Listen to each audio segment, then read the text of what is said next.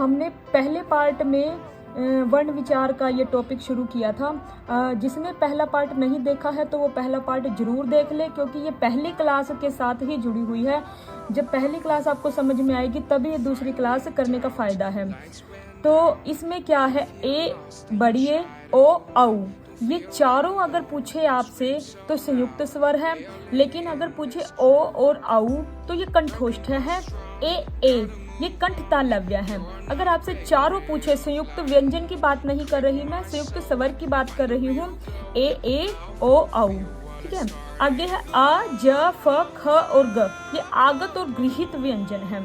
ज, फ, ख, ग। देखो एक होता है ये वाला, इसको हम बोलते हैं जय, और एक होता है ये बिंदु वाला होता है, इसको बोलते हैं ज। तो इस बिंदु को बोलते हैं हम नुक्ता, इस बिंदु को हम बोलते हैं नुक्ता। आगे है ये जो ढ और ढ है, व्यंजन से इनको बाहर कर दिया है बिंदु वालों को, नीचे जिनके बिंदु होता है इनको व्यंजन से अभी बाहर कर दिया है। आगे है वर्ष्य दंतमूल, सजरल के नाम से आप इसे याद करेंगे, वर्ष्य और दंतमूल। ये आ जाए लिखा हुआ, ये आ जाए लिखा हुआ तो सजरल और एक साथ जोड़ देंगे न, सजरल न। प्रांकित है र, पार्श्विक है ल। देखो ये तो आपको याद करना ही पड़ेगा, मानती हूँ थोड़ा सा टिपिकल है, लेकिन अगर आपको सीक्वेंस सारा याद है, क से लेकर ग तक पूरा याद है तो आपको आसानी से याद हो जाएगी। थोड़ी सी प्रैक्टिस की जरूरत है। आगे है जीवा के आधार पर। जीवा के आधार पर ये 3 टाइप के होते हैं। ठीक है, अग्र स्वर, मध्य स्वर और पश्च स्वर।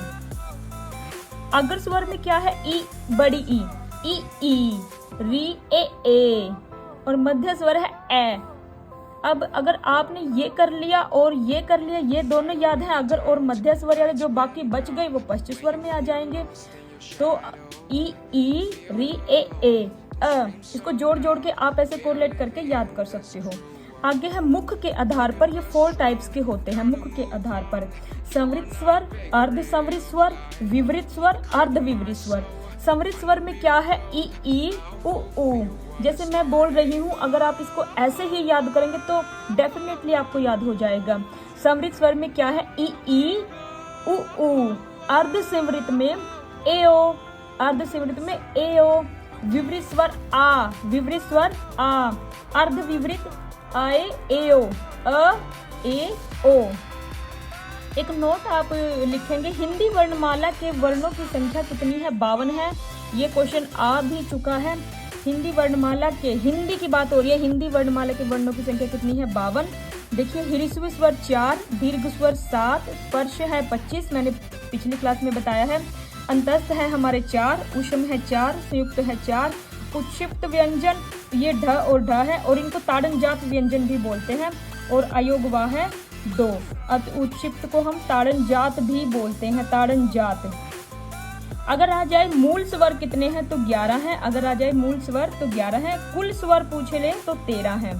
ठीक है, तो ये जो वर्ण विचार का टॉपिक है ये कंप्लीट हो गया है। दोनों क्लास में आप पहली और दूसरी दोनों देख लेना, आपको डेफिनेटली ये किसी भी एग्जाम में आ जाए आपको जरूर हेल्प करेगी।